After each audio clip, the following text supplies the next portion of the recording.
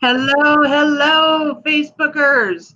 So I am here live tonight with Karen Ryce, expert, parenting coach, and speaker and author of several books, and recently just wrote The Number One Rule, or it's One Rule, is her newest book or latest book.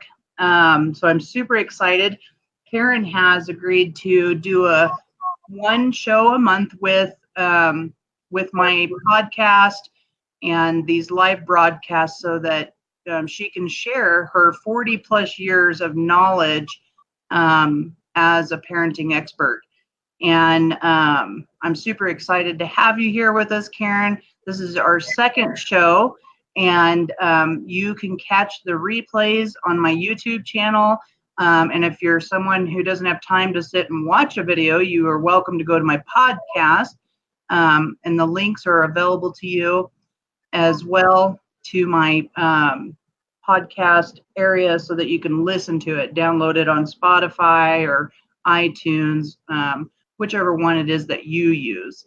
So those are available to you. And Karen will be joining us once a month, where we will be live, and you can actually ask Karen questions around your parenting issues, if you have any, which if you don't, you're lying, because even the best of us do. So welcome, Karen, and thank you for creating the name of your show, Harmonious Parent. And welcome. Thanks for doing this for us. Thank you, Susan. I'm really glad to be here and to get this opportunity to share. Thank you. Yes. So your topic for tonight is really perfect for coming into the new year, and it's your topic is planting seeds of harmony. So why don't you just go on into sharing with us about that? And what is planting seeds of harmony? Yeah, I was thinking, since I wasn't going to have a show before Christmas, I might have done a different show, maybe traveling with kids during the holidays or something. But then I was thinking that since it would be around the new year, and the new year is time when people set new intentions for the following year, and I was thinking, what might be a good way to do this, and what might be a good thing to do? And so this idea of seeds and planting seeds came into my mind, because it's not so, I mean, the commitment, a seed, once you plant it and you nurture it, give it what it needs, it does the growing. And that's kind of the thing that I have in mind. And I was thinking, like, what seeds would be good to plant? I think the first seeds that would be good to plant for creating harmony with your children are seeds that help create the atmosphere to do the work of the one rule. And one of the first ones of that is to plant the seed, and I will go into different ways that you might do this, to plant the seed of the important work that your child is doing here. Your child is creating an adult, and hopefully a great addition to our world. And so that's one of the things that working with them harmoniously helps happen. Now let's see. All right, for one thing, you could just write that idea that my child has important work to do, no matter what their age. I mean, we're talking babies even. They have important work to do, and I'm going to do my best to help them do a good job with their work.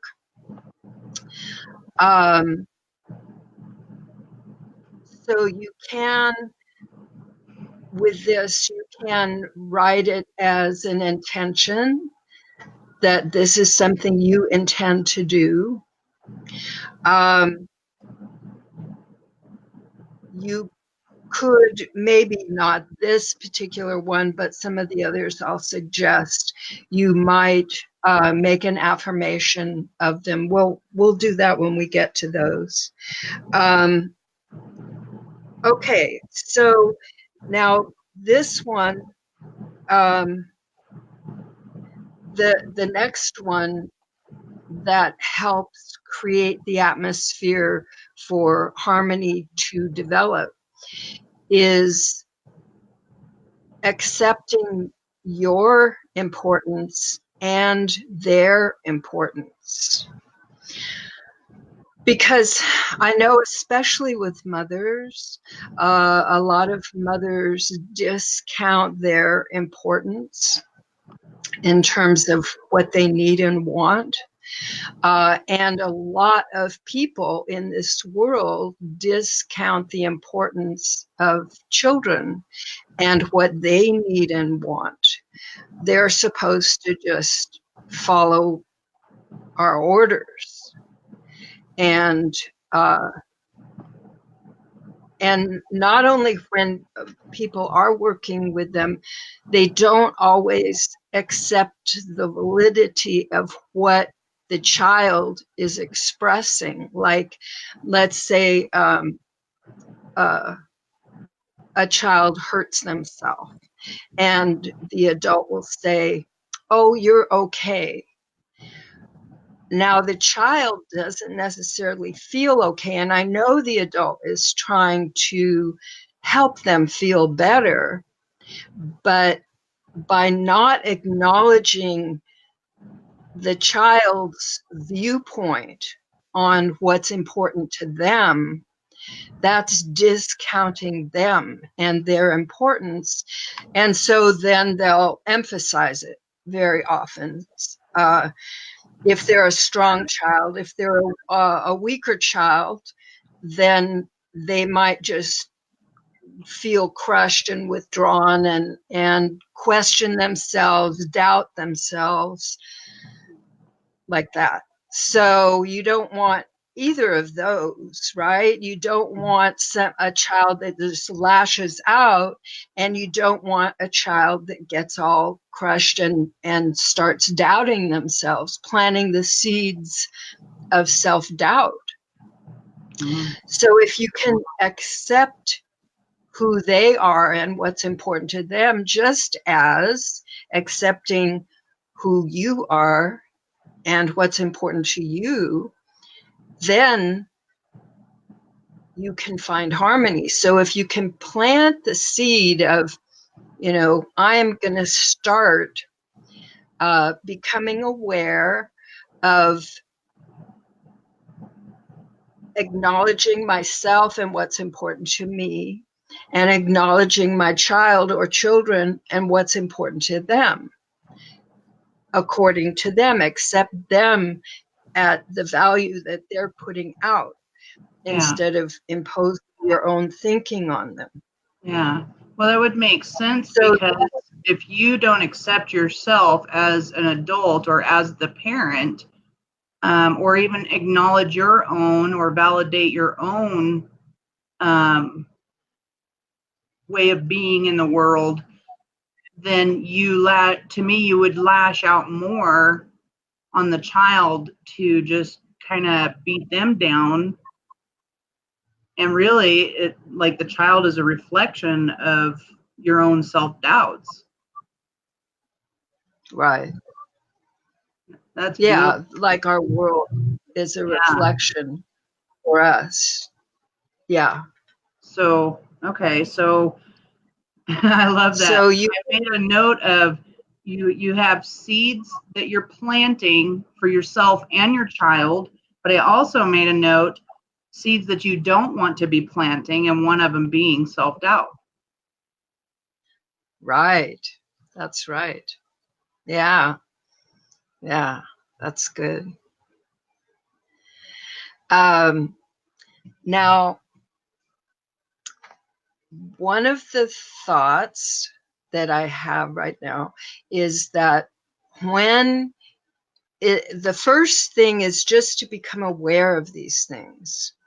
That would be the first beginning planting, just to become aware. Then become aware of if there are situations where it's not harmonious, where you're not acknowledging your importance or you're not acknowledging their importance. And then once you're aware that that exists, what could I do? What could I do to make it more the way I want it to be? You know, what seeds could I plant?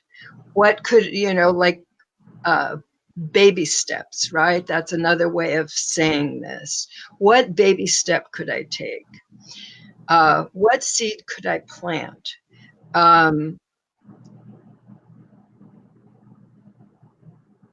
And write that down. And that could even be, you could write it down as an affirmation.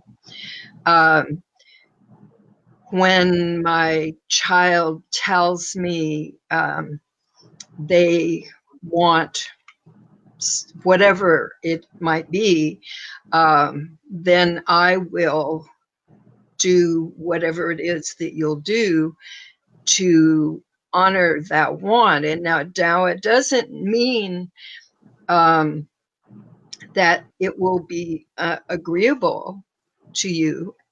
But one thing that I learned was that very often things that I might have in the past just automatically said no to, because that's kind of a cultural patterning.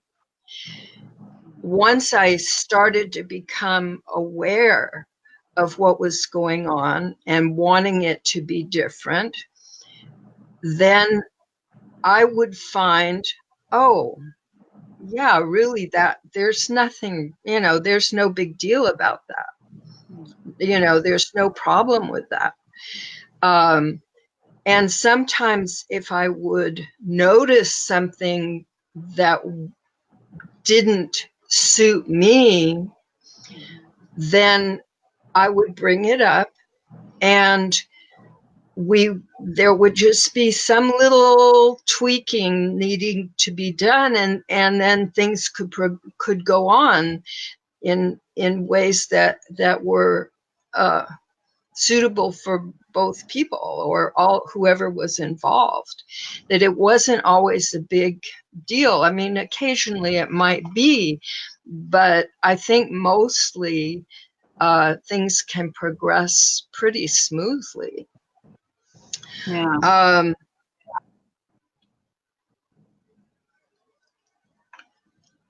Then, and that kind of leads into the next seed that I had thought of, which was that you can come to agreements. And I guess I talked about that.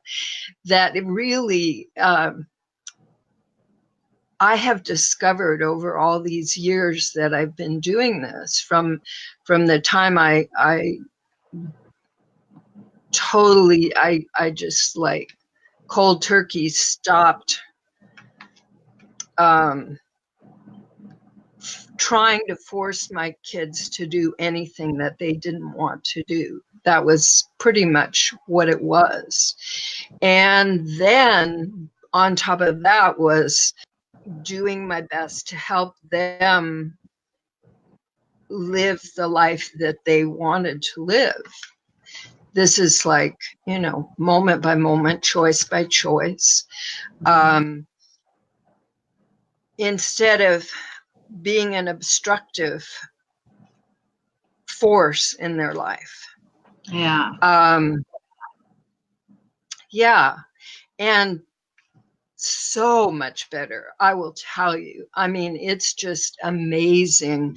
And those are the fruits, okay? We plant the seeds, we nurture it by the repetition, by keeping doing this, by there's one practice that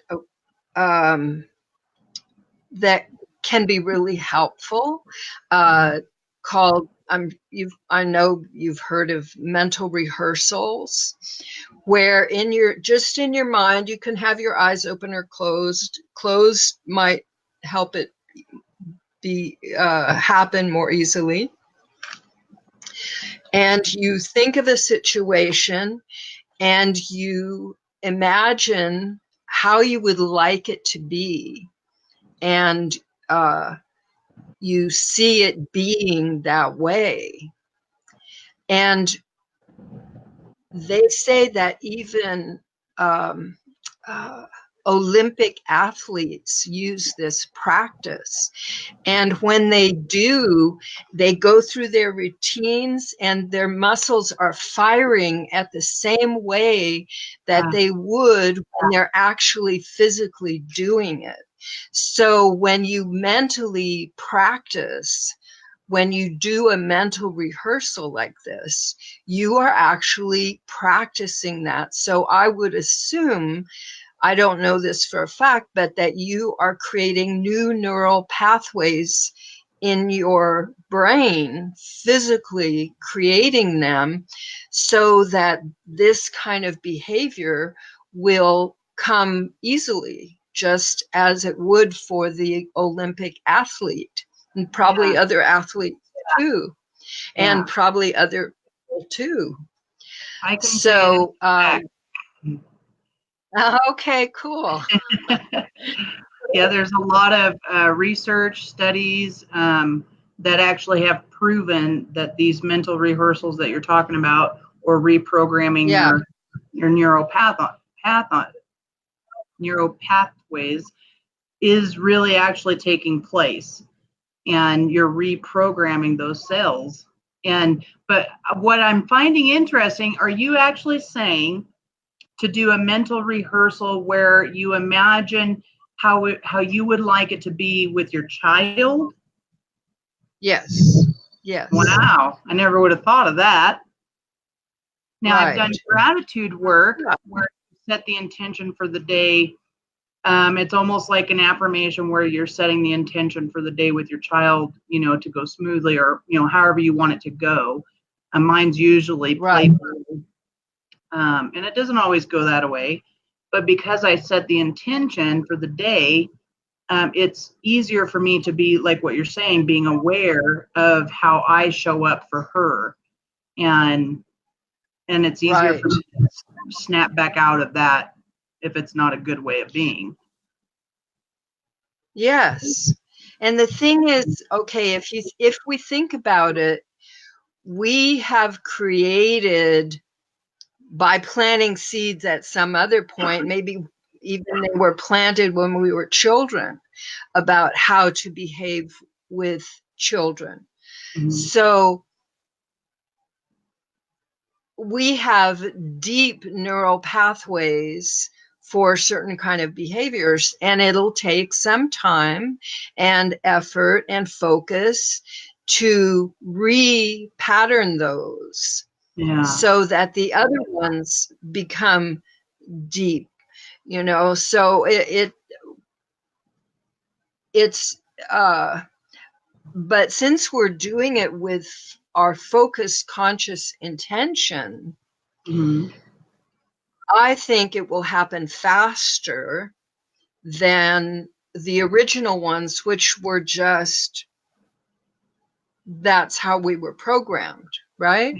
Yeah. So this, we are consciously programming ourselves and putting all our focus into that. So yeah, it's very helpful. I've taught this to my students who are in the early childhood education field primarily.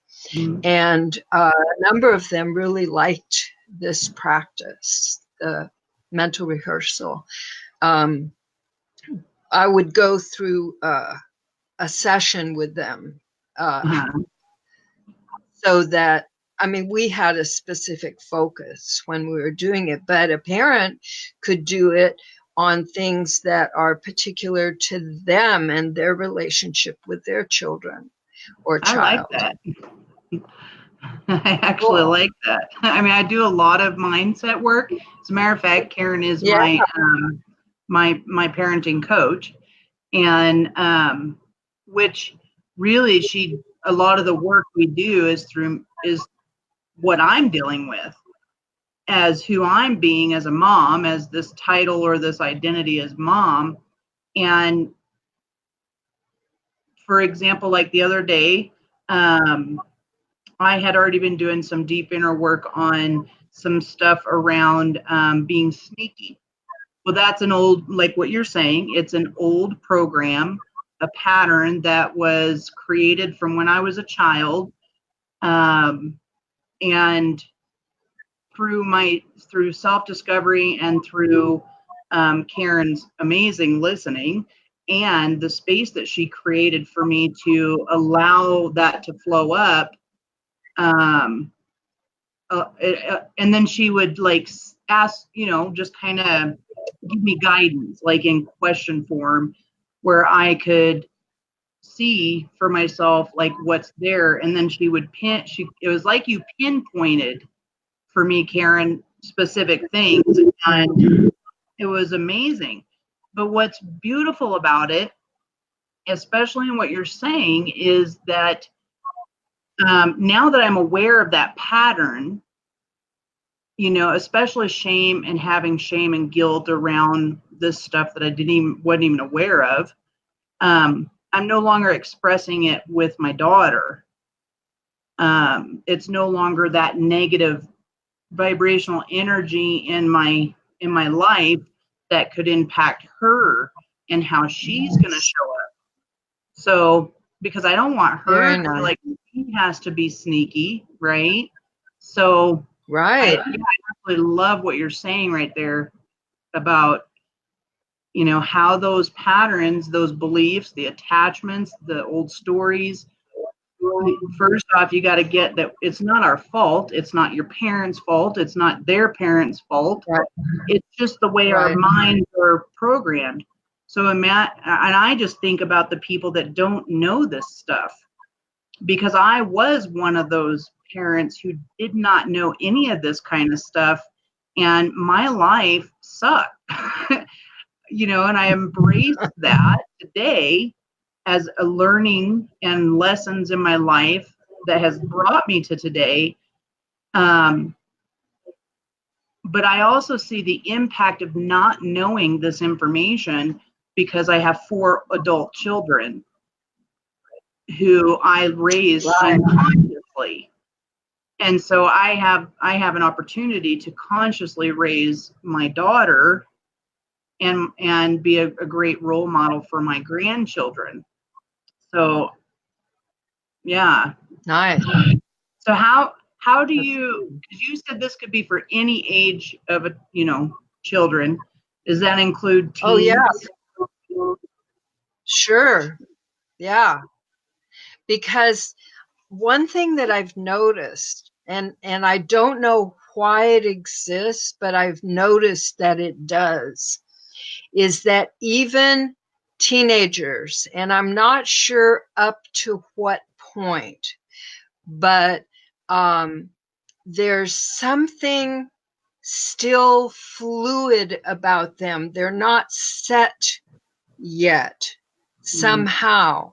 I know, like, there's this thing of, I think Jesuit priests say, give me a child till they're 6 or 7, something like that, and you can have them after that. Just give me the first 6 or 7 years.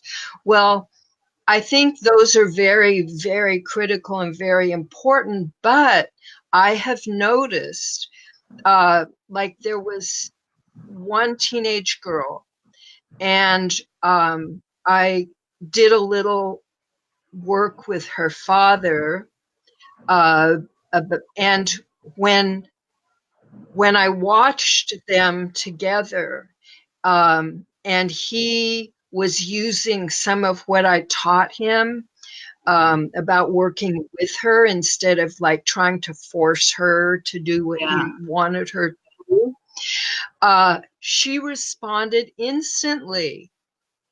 And it was like, wow, she could change that quickly instead of holding resentment, or which I could understand if she did want to hold resentment. But anyway, and I've seen it a little bit in other teens too, that they want things to go well. Yeah. Even if they had a rough time, they would love things to go well. And if they believe it, then they'll go with it. Yeah. So definitely now it might take more patience, more, well, because you've had so many, not you, well, I'm not talking to you, but one has had so many years with them, of a certain kind of interaction and behavior, that to make a decision to change that and to actually carry through, you might have to give more nurturing to that seed, more focus, like maybe do more mental rehearsals, and for sure in your interactions be more consistent about this new form. Make sure that you tell them what your plans are. Make sure that you apologize for anything that in any way that you've hurt them that you didn't mean to. This is just how you were raised, and your parents were raised, and their parents were raised. And and then the thing that I found really helpful, and this is what I did with my own children, is to say after the apology, is there, can you think of any way that I can help you feel good about this? Or, I mean, when I did it, it was a certain moment, and also promise that you're going to do your best to treat them in ways that feel good to them, and treat yourself in ways that feel good to you. And if you are the model for them, because you are the model, then this is what they will pick up. And the longer they have it, the better.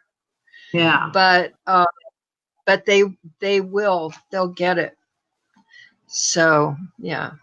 Okay. So you have,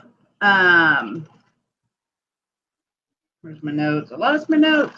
Okay. So planting seeds, for the year. First, it's being aware of your own thinking about your children, and first accept and acknowledge and validate that they have their own feelings and thoughts about things, and doesn't matter what really age. Maybe at 2 or 3, I don't know when does that begin. Well, see, the 2-year-old maybe we can do a show on the 2-year-old, because that is a unique period of time. And it's one of the big transitions, as teens are one of the big transitions. 2-year-old is transitioning from an infant into a child, and teen is from a child into an adult. So those are the big transitions. And so the 2-year-old, there are very specific things that anyone who deals with 2-year-olds, it would be to their advantage, and for sure to the 2-year-old's advantage, for them to understand what's going on and know how to work with that age of child. It's really critical, because, and somebody there, I was talking one day with an assistant principal of an elementary school here, and she brought up this concept when already I didn't know other people knew this, but that if that what happens during the 2-year-old period affects how the teen period goes. So if you have a good 2-year-old time, your teen time is going to go a lot smoother. Like my kids, it went smoothly. There was no problems, no fighting, no rebellion, no anything. It just it went smoothly. So nice. Well, Karen, was there other seeds that you want to include in this topic tonight? The one rule, because that could be, you could have an affirmation, I'm going to use the one rule, and when I interact with my child, you can have mental rehearsals where you're using the one rule. The one rule means you find agreement with them. And what I realized went out, this was some couple of months after I'd come up with this concept of the one rule. That's what I did. I did that, and I didn't have a name for it, but the one rule is the name for it now. So, and that is finding agreement. And when you take that on, because that will result in harmony, it just will, because you have this person and this person, and you find what works for both of them, whether it's you and the child, or if there are children between them, it works really well. I haven't done it with 2-year-olds. As I say, they're a special case, but 3-year-olds, 3, 4 and onward, I have. Okay. And the one rule is actually a broken down step-by-step process that's very successful, and it's come from your previous work of 100 and something tips that you've given and have applied, and people have applied over time, and you somehow knew to bring it all together, and it created this one rule that is a broken down process that you use, and anybody can access this information by going to happykidsco.com and order the book, correct? Well, it's in there, but not in the form of the one rule. But I'm going to be setting up a sign in, so you can sign in, and I'll put it on that page, so you can sign in and get that chapter on what's involved in the rule. Yeah. Okay. But for tonight, you have a special offer that you're offering our audience.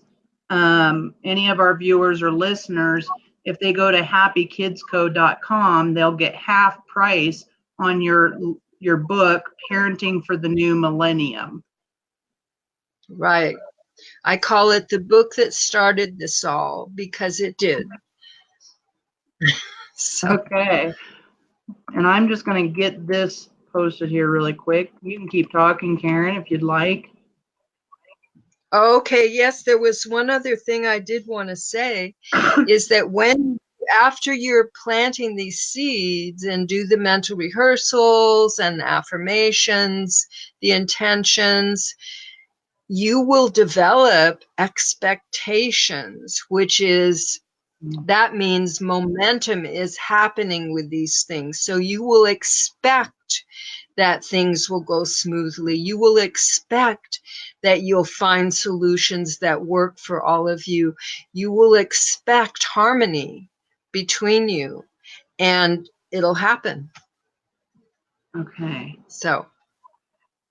All right. And I just realized I didn't. So let me hide that there. It's half off. I didn't write that in right. Half price on Karen's book. Yeah, my original book. Karen's original book, Parenting for the New Home. And I may not even spell this right. MILL Millennium. All right. And I included the link in the comments for people who are listening or viewing this tonight's live stream.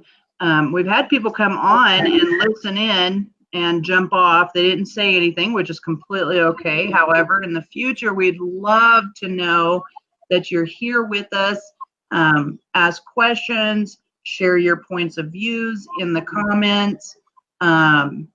Karen's show will air once a month, live stream with Q&A, and you can always access the previous shows on my YouTube channel and on my podcast, which disperses out to several platforms like iTunes, Spotify, and such. So we'd love to hear what you've got to say about what Karen shared tonight. And thank you for attending Harmonious Parent show tonight. And Karen, did you want to end the show with anything? Well, I hope you all enjoy using the one rule and find it as valuable in your life as I've found it in mine. Yes, and it's also, I want to throw in there too, this isn't just for parents, like people who are teachers, child care providers. It can be applied to anyone who is a role model to our children. And I don't know about you, Karen, but I feel like these children and our grandchildren are the ones who are going to shift and transform the way that we know the world today. And it may not be in this lifetime with me or with you, but we need to be planting these seeds now.